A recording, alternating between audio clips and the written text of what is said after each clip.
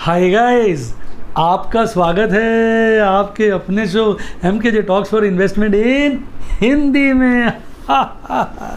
कैसे हैं आप? अब आज हम प्रोग्राम की शुरुआत करेंगे आपके फेवरेट सेगमेंट से, शेयर बाज़ार की कहानी MKJ की जुबान। भाई आज तो बाज़ार बहुत गिरा। आइए मैं आपको एक झलक दिखाता हूँ, आपको समझ में आएगा। फिर कारणों की चर्चा करेंगे। आपके सामने निफ्टी 50 का 1 डे प्राइस चार्ट आ गया है। भाई बाज़ार कल बंद हुआ था 15,000 से ऊपर 15,097 पर। आज 200 पॉइंट से ज़्यादा की गिरावट के साथ गैप डाउन ओपनिंग करता है 14,888 पर, और गिरते ही आज का पीक 14,919 का बना लेता है। उसके बाद लगातार गिरता रहता है। फिर बीच में एक जगह थमता है, थोड़ा ऊपर चढ़ता है जैसे शॉर्ट कवरिंग होती है, उसके बाद धड़ाम से फिर गिर जाता है और 14,467 का बॉटम बनाकर फिर हल्का सा चढ़कर 14,529 पर आपको टाटा बाय बाय कर जाता है। और लगभग 4.25% की गिरावट के साथ 568 पॉइंट गिरकर आज आपका बाजार बंद होता है। आपको याद होगा कल मैंने वीडियो बनाई थी और टाइटल भी आपने देखा होगा। मुझे कल ही कुछ एहसास, इंट्यूशन सी हो गई थी कि भैया ये ठीक नहीं है, बाजार गिर सकता है।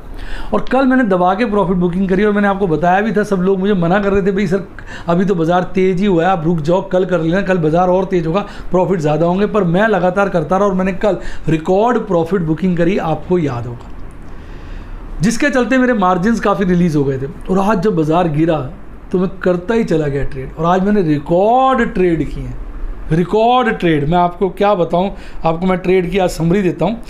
मतलब ज़बरदस्त जिसे कहते हैं ना ट्रेड मैंने किया। आज आपको जान के आश्चर्य होगा, मैंने 2 तो स्मॉल केस खरीदे, गोल्ड एंड सफ़ायर के 4 ट्रेड किए, ठीक है, डायमंड एंड सफ़ायर के 3 ट्रेड किए, एमरेल्ड और सफ़ायर के 17 ट्रेड किए, और प्लैटिनम और रूबी के मैंने लगभग 6 ट्रेड किए, और ओपेल MKJ खतरों खिलाड़ी के 3 ट्रेड किए। अगर आप सब जोड़ेंगे, मैं टोटल ट्रेड देख रहा था 50 से ऊपर निकल के आ रहे थे। ये तो मैंने आपको समराइज़ करके बताया, 50 से ऊपर ट्रेड निकल के आ रहे थे। आखिर तक मैं ट्रेड करता रहा, नहीं रुका। ऑल्दो जितने कल फंड्स फ्रीज हुए थे, काफ़ी सारे मेरे ब्लॉक हो गए। जो शेयर मैंने कल बेचे थे, आज सारे सस्ते रेटों पे खरीदे, सारे, चाहे वो इंडसइंड बैंक था, HDFC लाइफ था, आपका MGL था, महानगर गैस, मतलब सारे के सारे रिवर्स खरीदे। उसके अलावा भी मैंने काफ़ी बाइंग करी। तो मेरा तो काम करने का तरीका ये है, जब बाजार तेज होता है लोग कहते हैं मत बेचो, इस पर रुक जाओ, ज़्यादा प्रॉफिट होगा, मैं बेच देता हूँ। जब बाजार गिर रहा हो तो आज सब उल्टा बोल रहे थे, भाई क्यों खरीद रहे हो सर, आपने कल खुद वीडियो में कहा था बाजार गिर सकता है, आप सोमवार की वेट कर लो। मगर सोमवार किसने देखा है? जिस तेज़ी से बाजार गिरा है, बहुत ज़्यादा चांस है सोमवार को बाजार बढ़ जाएगा। अब मुझे ऐसा लग रहा है। अगर मान लो सोमवार को नहीं बढ़ा, थोड़ा और गिर जाएगा, तो थोड़े फंड्स और अरेंज कर लेंगे सोमवार को खरीदारी के लिए, ट्रेड्स लेने के लिए, उसके बाद बढ़ जाएगा बाजार। अब वैसे अगर देखा जाए करेक्शन वाइज, लगभग 1000 पॉइंट बाजार गिर चुका है। बाजार ने जो पीक बनाया था, आपको याद है मैंने बताया था आपको, बाजार का जो पीक रहा है वो रहा है 15,431 का, और आज का बॉटम था 15,467 का, 14,467 का, 15,431 का पीक और आज का बॉटम 14,467, लगभग 1,000 पॉइंट बाजार गिर गया। 1 से 1,500 की माइनर करेक्शन होती है। अब सोमवार को जरूरी नहीं है बाजार ऊपर की तरफ ही खोले, हो सकता है एक बारी को नीचे खुले और फिर ऊपर भाग जाए।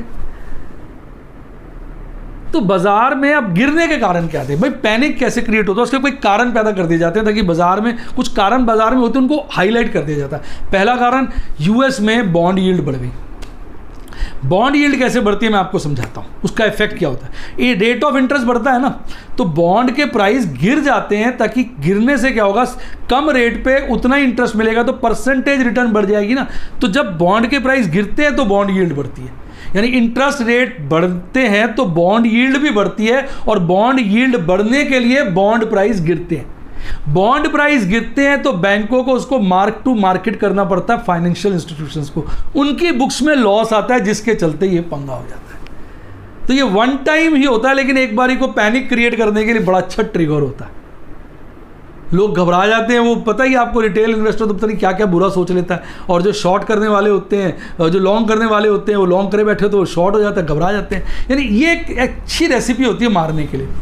दूसरा ट्रिगर, FIs अगर आप देखेंगे पिछले हफ्ते से लगातार उन्होंने माल बेचा। मैं आपको FIs का डेटा दिखाता हूँ, देखो देखो इसमें आप वेडनेसडे को छोड़ देना, क्योंकि वेडनेसडे को जो 28,740 करोड़ के लगभग की जो नेट बाइंग है वो इसलिए है क्योंकि बॉश की कोई डील हुई थी, एक कंपनी ने दूसरी कंपनी को शेयर ट्रांसफर किए थे, इंटरनल डील टाइप थी, मेरे ख्याल प्री ओपनिंग सेशन में हुई थी शायद, या उसके बाद ही हुई थी, जस्ट मॉर्निंग में ही, जिसके चलते वेडनेसडे को बहुत बड़ी आप नेट खरीदारी देख रहे हैं। वो नेट खरीदारी एक धोखा है। बाकी देखिए 4 में से 3 दिन बड़ी बिकवाली और 1 दिन जरा सी खरीदारी है।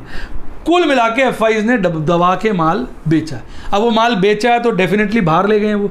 अब इसका इफेक्ट देखिए क्या हो, जब वो बाहर लेके जाते हैं ना तो उनको रुपया देकर डॉलर खरीदना पड़ता है। तो आपने देखा होगा डॉलर मजबूत हो गया लगभग 1 रुपये के आसपास। इंडिया का मतलब डॉलर का रेट बढ़ गया, इंडियन रुपये गिर गया, कमज़ोर हो गया।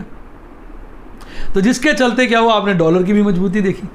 तो इस तरह से सारे के सारे फैक्टर्स जो हो गए, मतलब अब ऊपर से एक थर्ड कोरोना, नागपुर में नाइट कर्फ्यू, मुंबई में लॉकडाउन की चर्चाएं, कोरोना के केसेस बढ़ गए, ये सब के चलते सारे नेगेटिव फैक्टर्स थे। तो ऑपरेटर के लिए बड़ा आसान था, न्यूज़ चैनलों पे भी वही बात हो रही थी, थोड़ा सा मोमेंटम देना और पैनिक सेलिंग शुरू हो जाती है। उसमें क्या होता है, लोग अट्रम, जितना बाजार गिरता है लोग घबरा जाते हैं। तो इस तरीके से अब होता क्या कि ऑपरेटर ने एक बार बाजार चढ़ाया तो शॉर्ट कवरिंग, उसके बाद फिर धड़ाम से गिरा। यानी अब अगर लोगों ने दबा के शॉर्ट कर दी है, उसके बाद जैसे बाजार थोड़ा बड़ा हो सकता है, लोगों ने दबा के शॉर्ट की, उनको लग रहा गिरेगा, और दबा के अगर शॉर्ट होगी तो मंडे बाजार ऊपर खुलेगा। ऑपरेटर जिस तरह की बाजार में पोजीशनें बनती हैं उसको रिवर्स करके ही उसको मुनाफा होता है और वो हमें मारता है।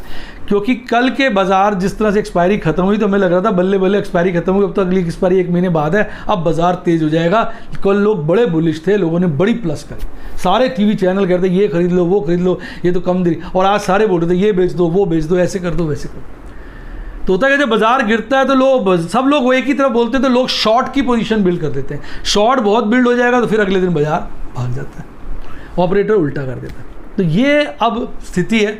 मुझे ऐसा लगता है जिस तरह की आज गिरावट देखने को मिली, ऐसा मेरा मन कहता है, मैं गलत हो सकता हूँ, ये मन की बात है, मन की बात मन ही समझता है, गलत भी हो सकता है, कि आज की गिरावट जो है मुझे लगता है मंडे या तो बाजार ऊपर ही चढ़ेगा या नीचे खुलेगा, और मंडे का ढीला रहेगा तो ट्यूसडे तक बाजार चढ़ जाएगा, ऐसा मुझको लगता है। क्योंकि अच्छी खासी, क्योंकि फॉल बहुत तेज़ी से हुआ ना, थोड़ा थोड़ा फॉल होता है ना ठीक था, जब फॉल बहुत तेज़ी से होता है तो ऑपरेटर को मज़ा ही होता है कि खट से चढ़ा दे, मौका ही ना दे किसी को।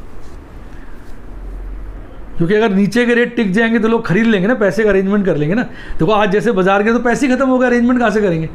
अब अगर 2-3 दिन बाजार गिरता रहे तो लोग पैसे अरेंज कर लेते हैं, किसी ने एफडी तुड़वा ली, किसी ने ओडी से पैसे निकाल लिए, किसी ने कुछ कर लिया, लोगों के अपने अपने अरेंजमेंट होते हैं, किसी से उधार ले लिया, कोई ओवरड्राफ्ट फैसिलिटी यूज़ कर ली। पर जब झटके से गिरता है तो घबराहट में ही काम नहीं हो पाता और पैसे अरेंज नहीं हो पाते। अब जैसे आईपीओ में पैसे फंसे हुए बहुत सारे मेरे, वो आईपीओ के पैसे रिलीज़ होंगे तो काम कर पाऊंगा। कल फंस गए थे ना, वो हिरनबा का जो आईपीओ आया था, तो अब वो रिलीज़ होने में टाइम लगेगा। अगर 3-4-5 दिन बाजार गिरा रहेगा तो वहाँ से काफ़ी पैसे रिलीज़ हो जाएंगे, फिर तो मैं नीचे के रेट पर खरीद लूँगा, अभी मेरे पैसे ब्लॉक्ड हैं। तो इस तरह से प्लानिंग की जाती है। ऊपर से वो हिरनबा का आईपीओ भी देखो होगा आपने भाई साहब, 300 टाइम के आसपास, 271 टाइम्स तो उसका एनआई वाला पोर्शन सब्सक्राइब हो गया, कहीं ना कहीं पैसे तो ब्लॉक हो गए ना मार्केट के। तो ये जो प्लानिंग होती है ना, इसके चलते ऑपरेटर कई बार हमको फंसा डालता है।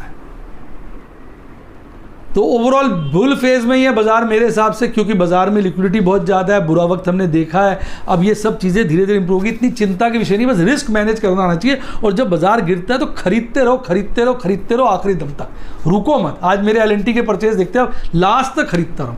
एंड में पुट्टे भी बेची है मैंने, एसबीआई की बेची, बहुत सारे ट्रेड जो मेरे स्टूडेंट्स हैं वो तो देख ही रहे होंगे। तो इस तरीके से मैंने आज बाजार को मैनेज किया। तो उम्मीद करता हूँ आपको पूरा आनंद आया होगा। बाकी मैं आपको स्क्रीनशॉट दिखा देता हूँ। आज मैंने आपसे जनरल डिस्कशन किया है अपने प्रॉफिट्स के, देखिए आपके स्क्रीनशॉट आ गए।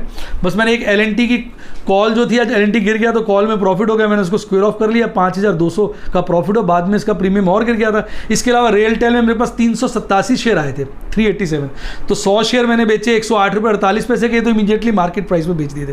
फिर 100 बेचे 115 पे, फिर 100 बेचे 119 पे, 387 शेयर बेच दिए, 100 शेयर पड़े हैं। उसके बाद ये 124-25 127 रुपये कुछ पैसे का रेट चला गया था। बाकी 100 शेयर मैंने सोचा 50-50 करके अच्छे रेटों पे बेचेंगे। तो इसमें कितना प्रॉफिट हुआ मैडम, कुछ कैलकुलेट किया था? इसके अंदर हमें जो प्रॉफिट हुआ, गोल्ड एंड सफायर का हमने जो ट्रेड किए हैं, 287 शेयर पे 5,860 का इसमें मुनाफा हो गया रियलटेल के आईपीओ में। और उसके मैंने आपको पता ही 21 शेयर बेचे थे न्यू केरा के, वो मेरे पास पड़े हुए भी उसके 50 शेयर, क्योंकि आज वो अपर में फ्रीज था तो उसमें भी काम नहीं किया। तो ये जो आज की पोजीशन रही। एक नज़र आप चाहो तो बैंक निफ्टी के चार्ट पे भी मार, निफ्टी बैंक पे भी मार लेते हैं। अच्छा, आरएसआई भी देख लेते हैं। अगर आप निफ्टी 50 का आरएसआई देखेंगे तो काफ़ी कमज़ोरी दिखा रहा है। जो बुलिश क्रॉसओवर बना था, जो बेरिश क्रॉसओवर कम हो रहा था 2 दिन से, हरे हिस्टोग्राम थे, आज लाल हिस्टोग्राम बन गया। और उसके बाद आप देखेंगे आरएसआई बहुत गिर गया, 50 से नीचे आ गया, 44.63 का आ गया। यही कुछ हाल आपके निफ्टी बैंक के थे। देखिए निफ्टी बैंक में भी आज जो है गैप डाउन ओपनिंग हुई, बिल्कुल चार्ट वैसा ही है, शुरू में ही पीक बना लेता है, फिर गिरता है, फिर ऊपर जाता है, फिर धड़ाम से गिर जाता है और लास्ट में लोअर रेट्स पे बंद होता है, लगभग 0.5% की गिरावट के साथ। 34,803 इसने पीक बनाया था, 37,708 का, और गिरावट पे बनता है 34,658। आज हमने सेकंड सिप भी MKJ फिक्स डबल सिप की निफ्टी 20 में भी लगाई, और कई सारे हमने किस में लगाई मैडम? बैंक 20 में लगाई, और में नहीं लगाई। अब आपने आज मौका मिस कर दिया, आज लास्ट में। हाँ, स्मॉल केस हमने 2 खरीद लिए थे। अब पैसे तो लिमिटेड होते हैं ना, मान लो मंडे को गिर जाए तो पैसे रखने हैं, तो मैडम कहती है और ले लेना, मंडे के लिए रख लो, 3-4 चीज़ें तो ले ली। और स्मॉल केस के लिए आप मेरा टेलीग्राम चैनल भी ज्वाइन कर सकते हैं, वहाँ पर मैं उसका स्क्रीनशॉट शेयर करता हूँ, मिस ना किया करें। अच्छा, अब बात कर लेते हैं निफ्टी बैंक के चार्ट की। तो निफ्टी बैंक ने भी गैप छोड़ दिया आज और कल की कैंडल ने, तो होपफुली ये फिल हो जाना चाहिए, तो बाज़ार कभी भी तेज़ी का मूड ले लेगा इस गैप को फिल करना है तो। और उसके बाद इसका अगर आप निफ्टी बैंक का देखेंगे MACD चार्ट, उस पर भी बेरिश क्रॉसओवर बढ़ गया है और RSI इसका भी 50 के आसपास पहुंच गया। तो ओवरऑल बहुत ज़्यादा कोई ऐसा चिंता का विषय नहीं है कि ऐसा हाहाकार मच गया हो कि बाज़ार बंद हो जाएगा, टूट जाएगा। पर ओवरऑल मैं यही कहूँगा कि इस वक्त आप जो है स्ट्रैटेजी बना के चला करें। जब बाज़ार बढ़ रहा होता है प्रॉफिट बुकिंग करिए, पैसे इकट्ठे करते रहिए। जब बाज़ार गिर रहा होता है खरीदिए। नॉर्मली क्या होता है, बढ़ रहा होता है तो आप बेचते नहीं है सोच के कि और बढ़ेगा। जब गिरता है तो पैसे नहीं होते, और थोड़े बहुत होते हैं तो शुरू में ले लेते हैं, और फिर जब और गिरता है तो डर जाते हैं कि नहीं और गिरेगा। वो उतना नहीं गिरता, आपको लगता है लिए भी महंगे रेट पे, तो उतना मज़ा नहीं उठा पाते। आप तभी कामयाब होंगे जब बाजार चढ़ रहा हो तो बेचते जाओ, बेचते जाओ, बेचते जाओ, बेचते जाओ राइस पे। जब गिर रहा हो तो खरीदते जाओ, खरीदते जाओ, खरीदते जाओ रेफल पे। वो गाना है ना मेरा ऑपरेटर से, मैं कहता हूँ तू गिराता जा, मैं खरीदता जाऊँगा, खरीदता जाऊँगा, खरीदता जा, तू चढ़ाता जा, मैं बेचता जाऊँगा, बेचता जाऊँगा, बेचता जाऊँगा। उम्मीद करता हूँ वीडियो का मज़ा आया होगा। वीडियो का मज़ा आया तो वीडियो को लाइक करिए, मेरे चैनल को सब्सक्राइब करिए, और अगर आप भी मेरे स्टूडेंट बनना चाहें तो ज्वाइन के साथ, सब्सक्राइब के साथ ज्वाइन का बटन आ रहा है, उसे ठोक दीजिए, सारे यूट्यूब के स्टूडेंट प्लान आ जाएंगे। इसके अलावा अगर आप यूट्यूब के अलावा मेरे व्हाट्सएप के स्टूडेंट बनना चाहें तो फ़ोन नंबर है 7011-323-077, 7011-323-077, डिस्क्रिप्शन बॉक्स में दिया हुआ है। मेरी टीम को कॉल करिए, व्हाट्सएप करिए, टेलीग्राम पे नहीं, कॉल या व्हाट्सएप, वो आपको स्टूडेंट बनने में मदद करेगी। और मैंने एक अच्छे अकाउंट होना चाहिए आपके पास, डीमैट अकाउंट, जिसके द्वारा आप ट्रेडिंग कर सकें। मैंने लिंक डिस्क्रिप्शन बॉक्स में दिया है, उसी से अपना अकाउंट खोलिए। प्रभु ने चाहा तो नोट छपेंगे। और ये मेरा टेलीग्राम चैनल जरूर ज्वाइन करिए, क्योंकि इसको जिसने ज्वाइन किया उसको सुबह ही अपडेटेड इन्फॉर्मेशन मिल जाती है। हमें सुबह ही आइडिया हो जाता है कि आज की हमारी तैयारी क्या है, और उसी हिसाब से हम सारा दिन काम करते हैं। प्रभु के कृपा से, प्रभु के आशीर्वाद से मोटा मुनाफा हो जाता है। इसी के साथ साथ bye, God bless you, happy investing, और आप स्टॉक मार्केट के बेताज बादशाह बने।